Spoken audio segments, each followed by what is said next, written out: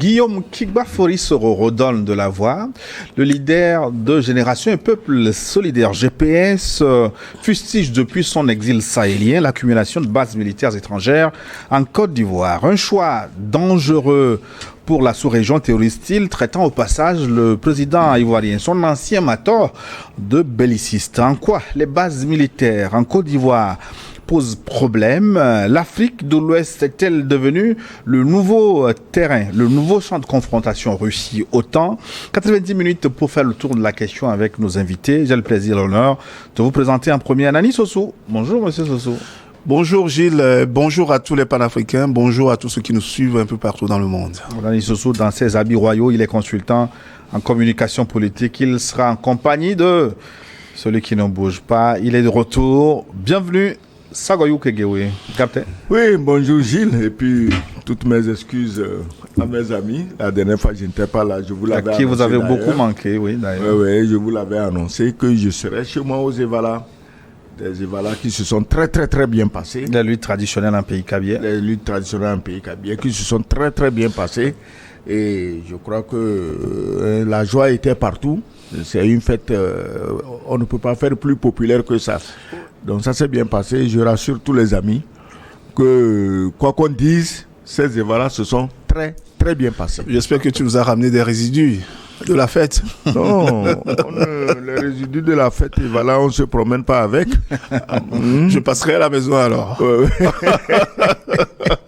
Même moi, je n'ai pas le droit d'y toucher. La viande est interdite au studio ici. Voilà. Sagoyou Kegewe, ancien ambassadeur, journaliste Côte d'Ivoire, Soro met en garde Ouattara contre les bases militaires étrangères. C'est le thème du jour. Vous êtes autorisé à contribuer à la richesse de cette émission en nous envoyant vos contributions. C'est via WhatsApp, plus 228 96 08 43 43. C'est le numéro pour nous écrire. J'aurai le plaisir de relayer vos messages dans la seconde partie. Si vous nous suivez en direct ce dimanche midi, si c'est en différé sur notre chaîne YouTube, c'est le moment de soutenir cette émission. Faites-le en même temps pour ne pas oublier. Nous avons besoin de votre soutien pour lutter contre ceux qui veulent nous rendre invisibles. Ensuite, abonnez-vous à notre chaîne et activez la cloche de notification pour recevoir des alertes quand nous publions de nouveaux programmes. Et puis, abonnez, partagez New World Forum pour porter loin la voix de cette Afrique qui veut changer. La voix de cette Afrique qui change. Alors, chers invités, Guillaume Soro, lui encore, dénonce l'installation, l'accumulation des bases militaires étrangères en Côte d'Ivoire. Il fait certainement allusion au déménagement des États-Unis vers Odiéné, au nord-ouest de la Côte d'Ivoire, en plus des bases militaires françaises qui existaient depuis belle lurette. En quoi le président Ouattara a-t-il tort d'accueillir ces bases françaises et américaines en Nani Sossou? Oui, tout d'abord, avant d'aller dans le vif du sujet, j'ai une mémoire. Je voulais présenter à toutes les familles endeuillées par le drame terroriste qui s'est abattu à Kwekpakandi, dans le canton de Kondouaré, hier, où l'hydre terroriste a encore frappé sur notre territoire. Et on a eu une douzaine de militaires qui sont tombés sur le champ d'honneur. On a eu des disparus et de nombreux blessés. L'émotion est vive ce matin partout dans le pays. Et j'oserais, avant de commencer, saluer la mémoire des vaillants forces de défense et de sécurité qui sont au champ de bataille tous les jours pour défendre notre intégrité territoriale, qui sont là pour notre sécurité. Je voudrais également adresser à l'attention de leurs familles toutes nos condoléances. Ce n'est pas facile de perdre des soldats jeunes, de perdre un membre de sa famille. Je voudrais témoigner ici notre solidarité, notre empathie et nos sincères reconnaissances pour le travail qu'abattent tous les jours les forces de défense et de sécurité. Le terrorisme, ce n'est pas qu'au Sahel, c'est aussi chez nous, sur la côte, sur les pays de la côte. On l'a connu en Côte d'Ivoire, on l'a connu au Ghana, au Bénin. Et c'est le lieu ici d'appeler nos chefs d'État à mutualiser nos forces, à mutualiser nos renseignements, à mutualiser nos ressources pour qu'on parvienne ensemble à bouter hors de notre continent, hors de notre zone de l'Afrique de l'Ouest, le terrorisme. Parce que les terroristes qui ont frappé au Togo hier, ce sont les mêmes terroristes qui ont frappé en Côte d'Ivoire, qui frappent au Ghana, au Bénin, qui frappent tous les jours au Burkina, au Mali, au Niger. C'est ensemble, dans notre espace commun, qu'on doit mutualiser nos forces pour arriver à bout de ces terroristes. Donc je voudrais encore témoigner ma sympathie et ma solidarité envers tous les soldats, envers notre armée qui est au front tous les jours.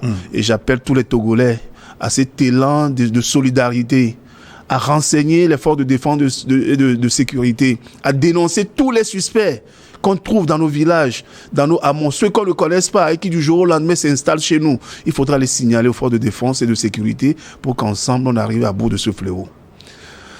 C'est le message que je voulais porter d'abord avant qu'on entre dans le vif du sujet ce matin. Ben, cela dit, donc, revenons aux bases militaires. Oui, en ce qui concerne donc... ça pose problème. Voilà. Parce que ce qui s'est passé hier au Togo rentre effectivement dans le vif du sujet du jour. Et celui qui porte cette voix aujourd'hui, le président de GPS, n'est pas quelqu'un qui sort est nihilo pour porter cette estocade-là contre son ancien mentor Ouattara.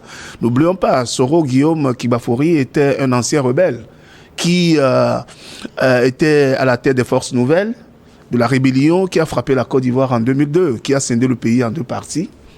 La partie de Bouaké jusqu'à Wangolo-Djougou, aux confins du Burkina, et la partie sud dirigée par les forces loyalistes de Laurent Gbagbo. Et ma foi, cette rébellion était née où? Au Burkina Faso. Et au Burkina Faso, bien qu'il y avait des bases militaires françaises et l'AFCON, la base militaire américaine, cette rébellion était née. Or, il y avait des accords de défense entre la Côte d'Ivoire et la France pour qu'on mate toute rébellion ou toute tentative de rébellion. Mais ça n'a pas été fait.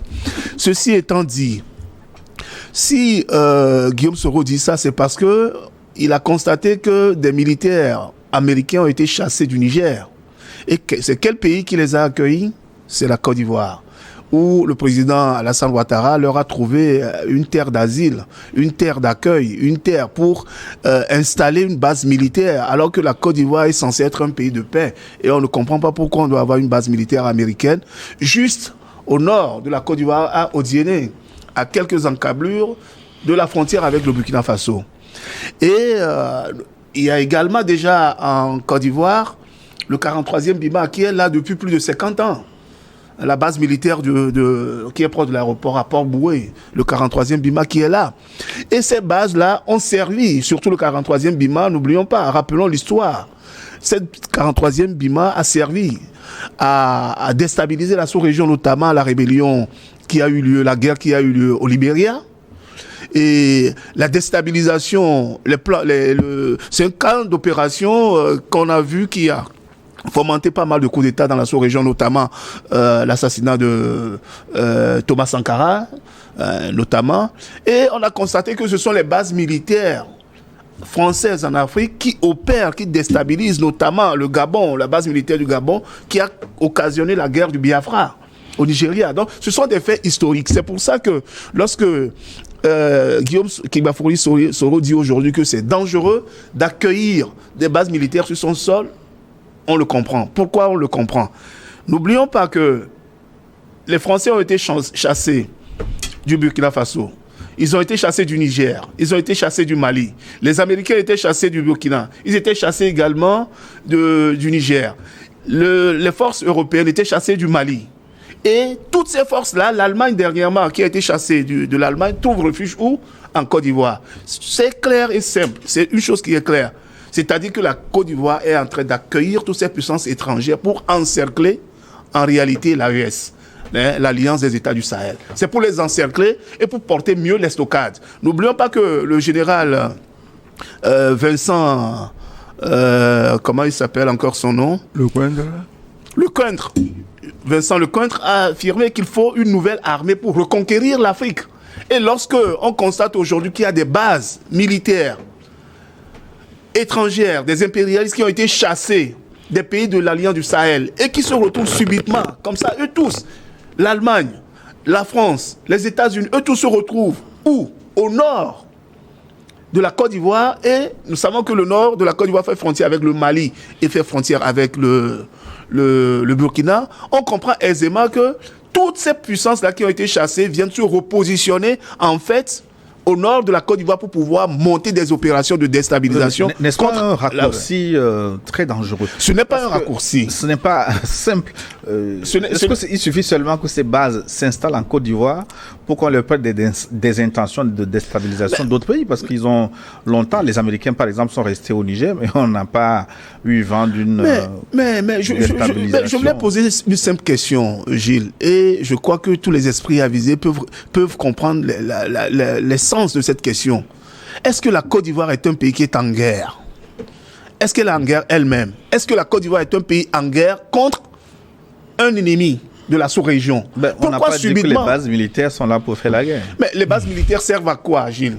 Les bases militaires des impérialistes servent à monter des opérations, soit dans la sous-région. Nous savons tous que lorsque la guerre a éclaté après les élections présidentielles d'octobre 2010 en Côte d'Ivoire, on s'est servi de la base militaire, le 43e BIMA, on s'est servi de cette base militaire-là pour déstabiliser la Côte d'Ivoire et pour faire un coup d'État à Laurent Gbagbo. Ça, vous l'avez dit, Excellence Sogoyo Kegewe, en quoi, pour vous, ça pose problème, ces bases militaires que la Côte d'Ivoire est en train d'accumuler? Et je viens après les autres. D'abord, pour revenir sur ce que mon frère a dit concernant l'attaque terroriste, nos malheurs à nous, nous devons nous focaliser davantage sur ce qui se passe chez nous pour donner du courage à ceux qui s'exposent pour nous défendre.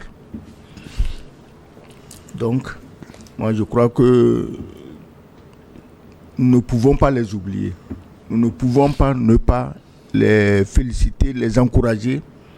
Nous ne pouvons pas envoyer un baume au cœur de leur famille, de leurs ayants droit, pour qu'ils sachent que ce sacrifice est valable pour nous tous. Concernant les bases militaires, a priori, un pays souverain peut accueillir une base militaire chez lui, une ou deux ou trois. Bon, s'il veut bunkériser tout son pays, bon, un pays souverain peut le faire. Avant, les gens demandaient des bases chez eux pour protéger leur territoire. Parce qu'une base militaire, ce n'est pas une mission religieuse. On vient, on construit une église ou une mosquée, on met un dispensaire, on met une école. Ce n'est pas la base militaire. Et l'église ou la mosquée, l'école et le dispensaire, les populations du pays y vont. Alors qu'ici, une base militaire, c'est autant de superficies soustraites à la disposition des populations du pays. Maintenant, ce qui se passe, tout le monde a eu les preuves que même si c'est contre le terrorisme, les bases militaires occidentales sont complètement nulles. Elles ne servent à rien, elles ne valent à rien. Et tout pays qui leur fait appel aura toujours droit à des doses de terroristes plus élevées. Ce n'est pas de la calomnie, puisque nous l'avons vu au Mali. Plus il y avait de bases militaires étrangères, plus les terroristes avaient de la force. Jusqu'à ce que les soldats maliens soient interdits de combattre les terroristes. On l'a vu au Burkina, on l'a vu au Niger. Donc, mais on ne l'a pas vu en Côte d'Ivoire, qui justement accueillait une base. Oui, mais si nous les Noirs, notre cerveau, je le dis toujours, n'était pas plus noir que notre peau, on n'attendrait pas que ça arrive en Côte d'Ivoire. Mais on l'a vu en Côte d'Ivoire, excuse-moi, je vais faire cette parenthèse. En 2002, lorsque les forces loyalistes de Laurent Gbagbo voulaient foncer sur Bouaké, mais le 43e BIMA, les forces militaires françaises se sont interposées pour que les forces loyalistes n'aillent pas. Laisse-moi finir mon raisonnement. Donc, si aujourd'hui la Côte d'Ivoire accueillait des bases militaires, à supposer que ces bases militaires servent à quelque chose contre les terroristes, nous n'aurions rien à dire. C'est une décision souveraine.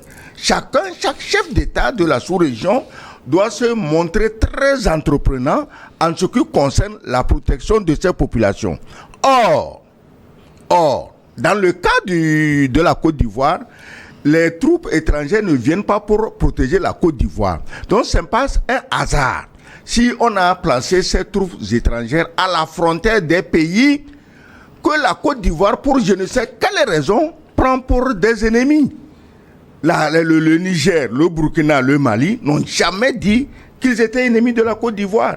Mais la Côte d'Ivoire installe des bases militaires étrangères aux frontières de ces pays en vue de les agresser. En vue de les agresser, moi c'est ça qui m'intéresse. Oui, quelle est la preuve que vous avez? La preuve que nous avons, on ne devait même pas chercher de preuves parce qu'il y a des antécédents.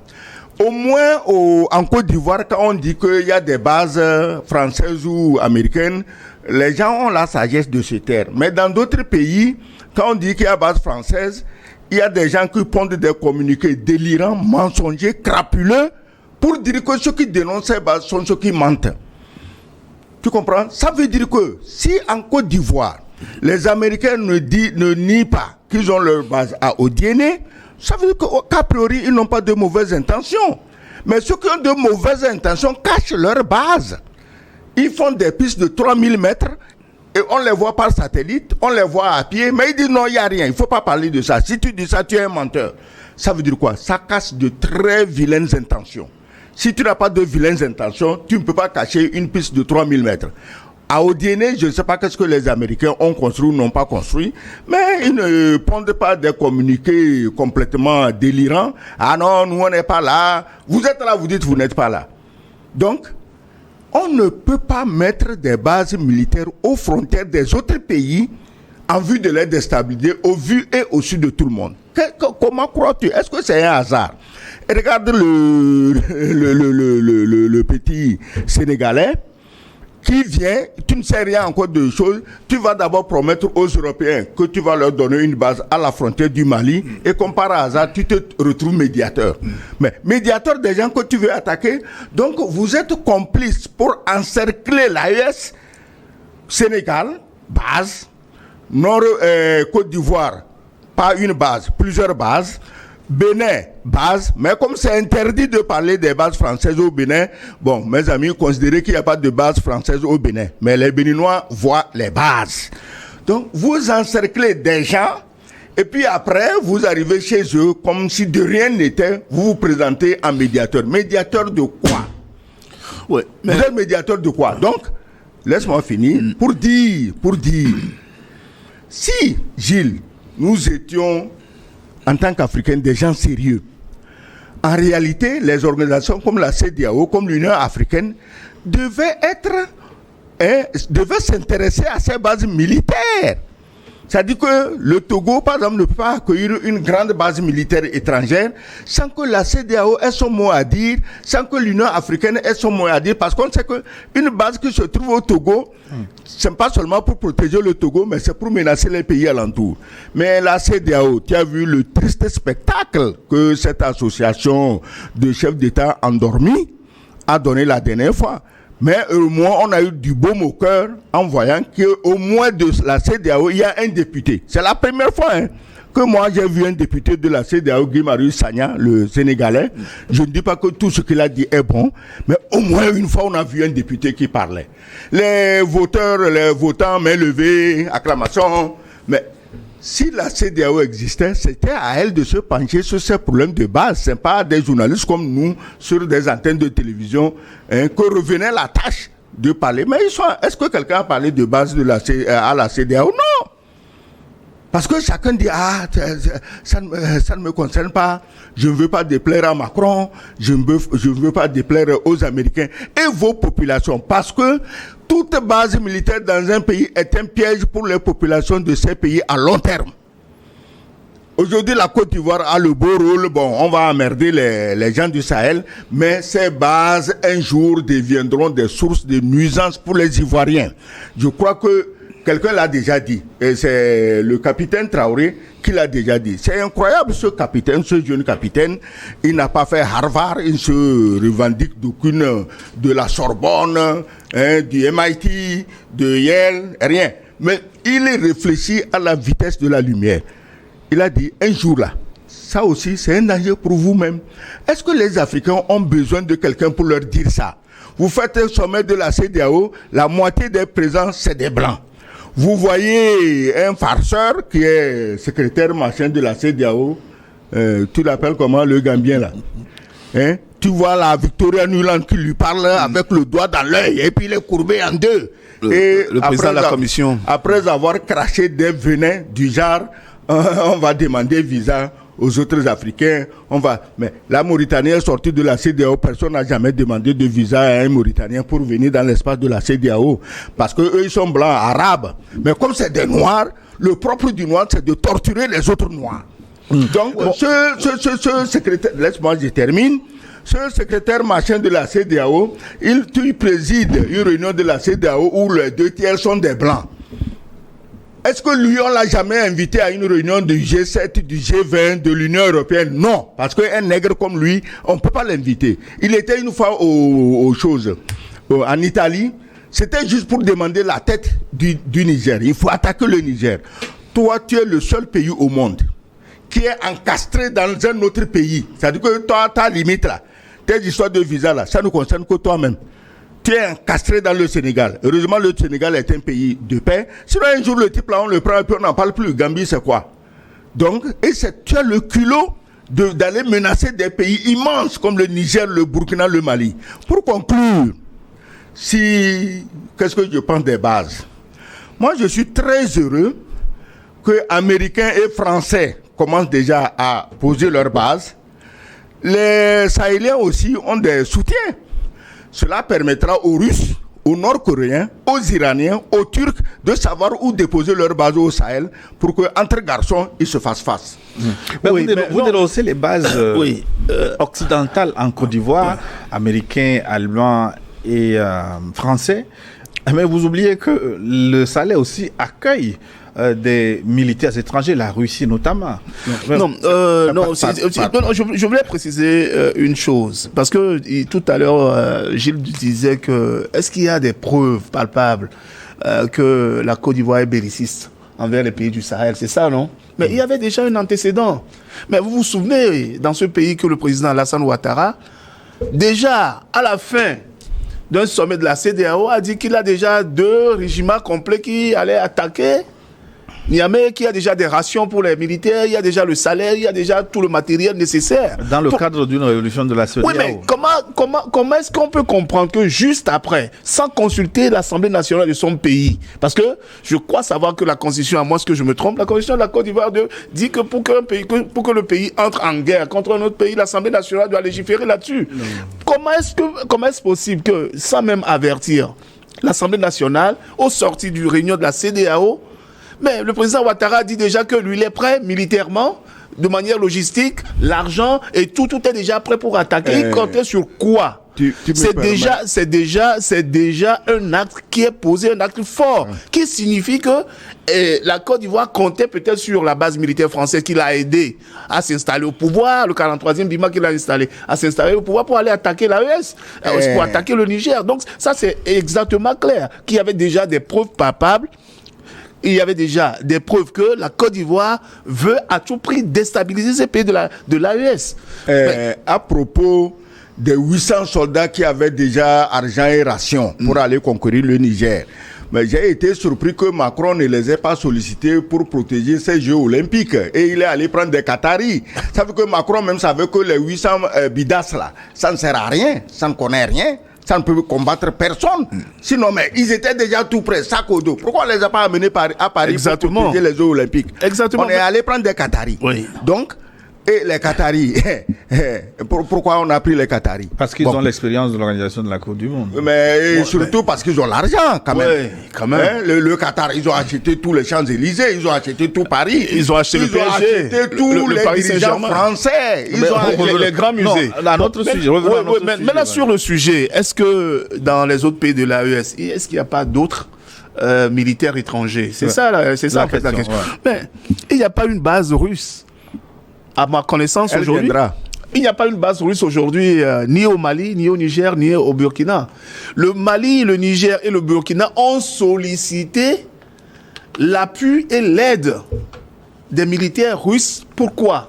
Pour leur fournir de la matière, du matériel que les Occidentaux ont refusé de fournir, de vendre à ces pays-là. On a dit non, à ces pays-là, on ne va pas vendre des armes létales. Or, ce sont des armes létales que les terroristes utilisent pour aller tuer femmes, enfants, vieillards, femmes enceintes, les éventrer dans les villages. Et les gars se sont dit, mais non, on va se tourner vers d'autres puissances, notamment la Turquie, la Chine et la Russie. Ils ont sollicité leur expertise en les payant.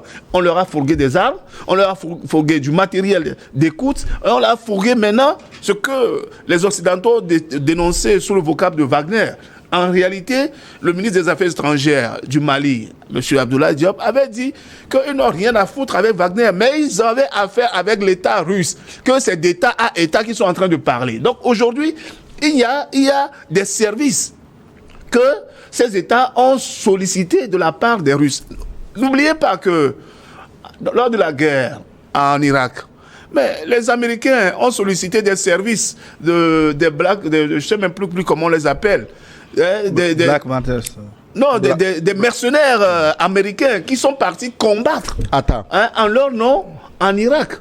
N'est-ce pas? Mais maintenant, si les États du Sahel souhaitent que Wagner vienne, ou bien que les Russes les aident à s'équiper, à s'armer, à se former, où est le problème? Ils n'ont pas encore de base militaire. Mais maintenant, ce que nous souhaitons, c'est que les Russes aussi viennent installer une grande base militaire, étant donné que l'AES est devenue une confédération, le Mali, le Niger, le Burkina est devenu une confédération, qu'on installe une grande base russe, chinoise et turque dans le Sahel, et puis on va voir comment ça va se passer cette confrontation entre Russes et entre Occidentaux à propos des États du Sahel. Tu dis que des mercenaires, des groupes de paramilitaires étaient en Irak. Mais ils sont en Ukraine où on les tue chaque matin. Exactement. Pourquoi tu vas chercher en Irak 10 ans ou 20 ans derrière? Ils sont en Ukraine. Américains, Français, Anglais, ils sont en Ukraine. Et les Russes se font un malin plaisir à les tuer tous les jours. Ils savent qu'ils n'auront même pas le courage d'annoncer qu'on a tué leurs hommes. Est-ce que tu t'imagines? Ouais. On a tué même des soldats les soldats SAS. français. Non, les SAS, les Anglais, c'est des vrais soldats ceux-là. Ouais. C'est pas les petits rigolos comme de Cointre, non. Je parle de SAS, c'est de vrais soldats. Ouais. Mais on en a tué plein. Les Russes en ont tué plein, mais personne n'a osé le dire, puisque officiellement ils ne sont pas là. Donc, laissons ça de côté. Je dis, c'est simple. Le Sénégalais vient à peine d'arriver. Il déclare la guerre aux Sahéliens en faisant ou en disant qu'il va faire construire une base contre eux à la frontière du Mali. Et c'est lui maintenant qui est le médiateur. Moi, si je suis dans ces pays, tu es médiateur, ton avion ne se posera jamais chez moi tant que tu n'as pas renoncé à ton histoire de base à ma frontière. C'est simple comme bonjour. Il faut arrêter les hypocrisies. Maintenant, le Sénégalais, base. Côte d'Ivoire, toute une chaîne de base. Bénin, base. Je dis, c'est bien, il n'y a pas de problème. C'est eux qui ont mis les premières bases. Cela permettra aux autres de savoir où mettre leur base pour leur faire face. Puisqu'ils disent qu'ils sont venus pour la paix, les autres aussi seront là pour la paix. Entre hommes pacifiques, chaque matin, on peut traverser la frontière, on boit un café ensemble, et puis on revient. Donc, il faut dire ceci. Les Américains peuvent mettre 1000 bases. Les Français peuvent mettre 1 million de bases. Ils ne feront rien au pays du Sahel. Les trois pays là, c'est 2 700 000 et quelques mille kilomètres carrés. Ils vont faire comment? Les Américains, devant nous, je laisse Saïgon, la chute de Saïgon, nous, on était des enfants. Devant nous, à Kaboul, on a vu vos prestations. En Afghanistan. Bientôt, vous ferez, en Ukraine, vous ferez pire qu'en Afghanistan. Vous allez fuir. Si Trump ne vient pas pour vous sauver, en négociant une paix rapide et équitable, vous allez fuir. Les soldats français vont fuir devant les Tchétchènes. Ils vont fuir devant les Nord-Coréens. Ils vont fuir comme des lapins. Mais, donc, tu crois qu'ils vont faire quoi au Sahel? Les Sahéliens même se battront, s'il le faut. Il suffit qu'ils aient les armements. Laissez-les mettre leur base. Ça leur fera beaucoup de métis dans le coin. D'accord? Mais ça n'a absolument aucun effet. Les pays du Sahel doivent continuer leur avancée parce que tout le bon sens, toute la logique, tout le droit est de leur côté. Je ne comprends pas qu'on assiège des pays dont le seul crime est de dire on veut notre souveraineté.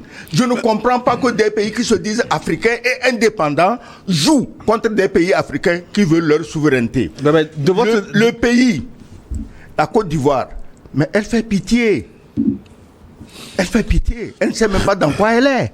Mais qu'est-ce que vous croyez? Les Sahéliens, Je l'ai déjà dit ici. Si tu m'attaques, je t'attaque. La Côte d'Ivoire prend trop de risques pour ses populations. Ce n'est pas pour rien que Guillaume Soro, pour revenir au sujet, mais Guillaume Soro pense à la population ivoirienne. Il ne pense pas à ses châteaux en France, quand et comment il va fuir. Guillaume Soro, lui, l'a déjà fui. Cabri Mort n'a pas peur du couteau, il revient. Mais des gens à Abidjan ont déjà leur valise pour fuir. Et c'est eux qui amènent les bases militaires. Est-ce que les bases militaires ont empêché qu'on renverse Bazoum? C'est la peur des coups d'État qui leur font venir tous ces soldatesques-là. Les bases n'ont pas sauvé Bazoum. Les bases ne sauveront pas un autre. Mais quelque part, est-ce que Guillaume Soro n'est pas mal placé pour parler de bases étrangères? Non, mais lui, bien au contraire. Il a longtemps bénéficié des soutiens. Non, bien au contraire, il est le mieux placé pour en parler, puisqu'il en sait quelque chose. Il sait ce que ces bases font. Puisqu'il a eu à bénéficier, effectivement... des services des bases françaises. Des services du 43e BIMA. Il a eu à bénéficier de l'appui du Burkina qui abritait des bases françaises et américaines. Donc, il sait de quoi il parle. Et quand il avertit que c'est dangereux pour la sous-région, il sait que ces bases-là serviront à la déstabilisation, tout simplement, des États du Sahel. Il ne faut pas qu'on se leurre.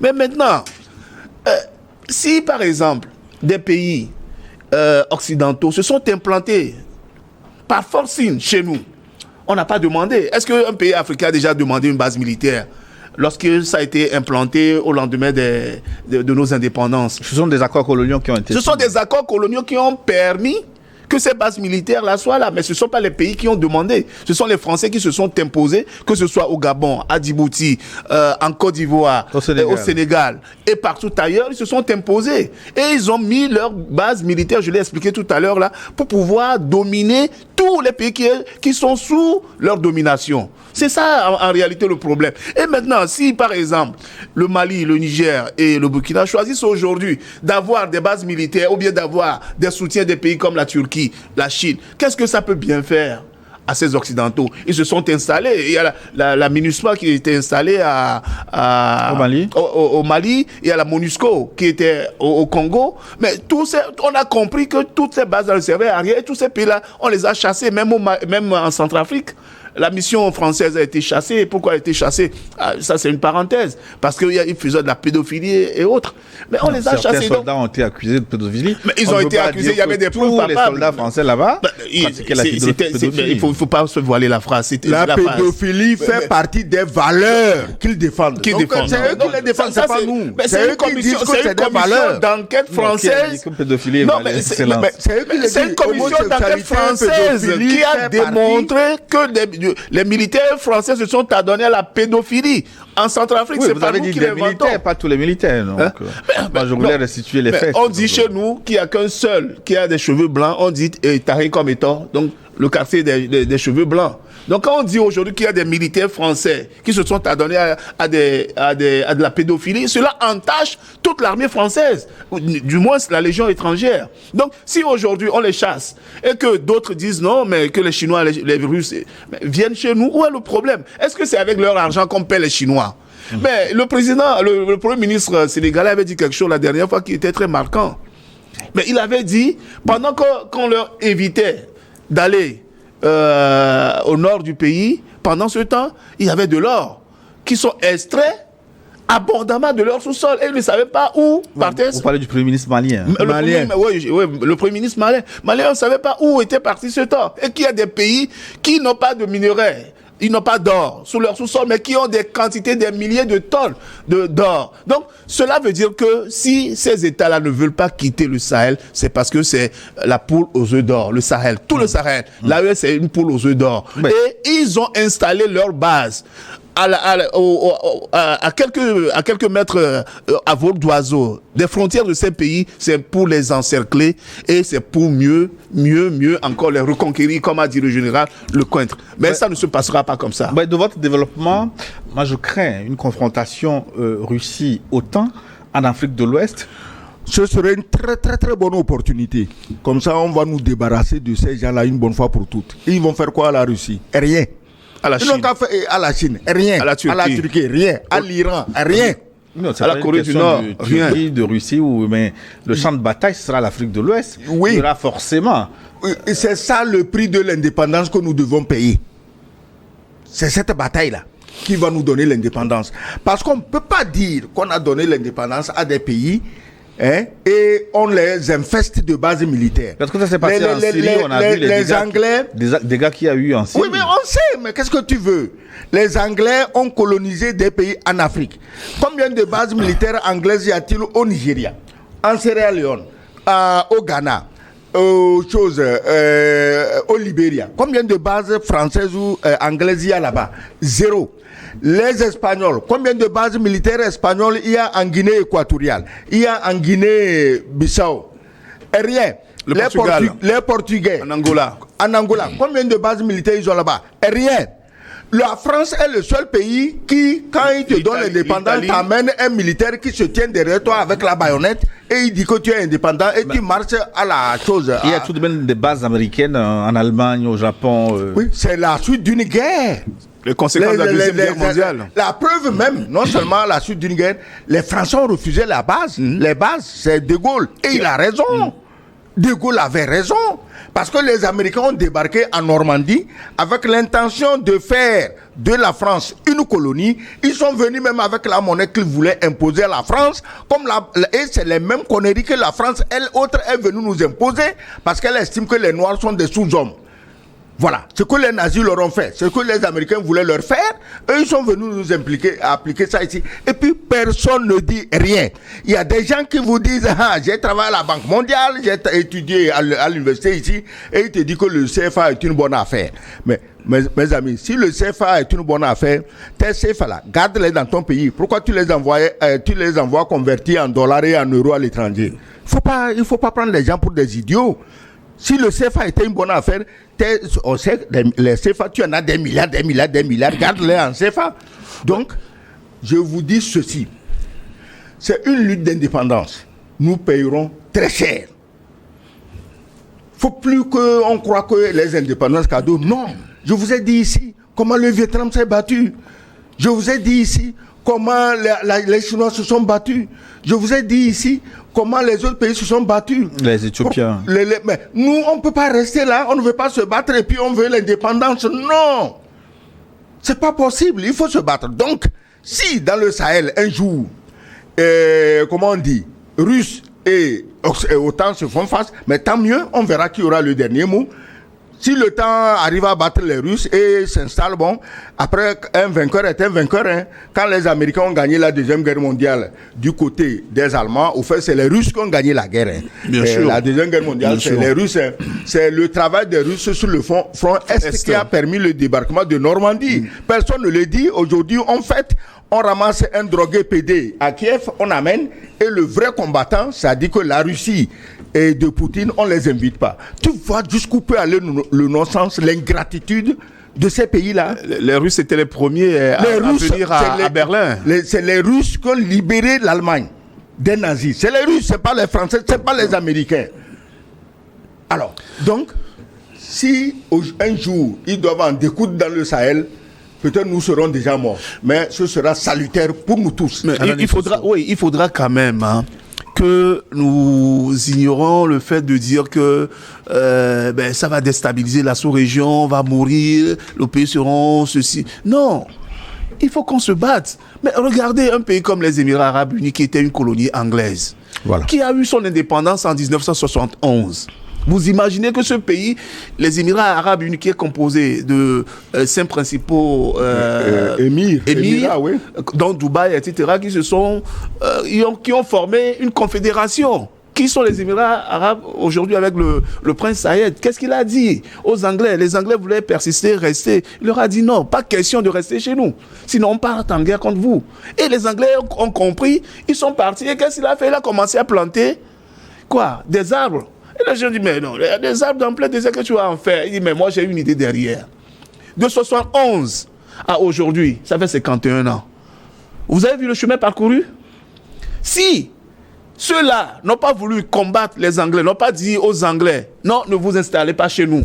Vous croyez qu'ils seront là aujourd'hui? Les Anglais seront là et les Anglais vont prendre toutes leurs économies. Mais ils ont dit non. C'est comme ça aussi que nous, les Africains, les Noirs, nous devrons réfléchir pour dire de la même manière que en 51 ans, Dubaï est devenu le centre économique mondial. De cette même manière, Bamako peut devenir le centre économique mondial de toute l'Afrique demain. Mais ça ne peut pas se faire les bras croisés.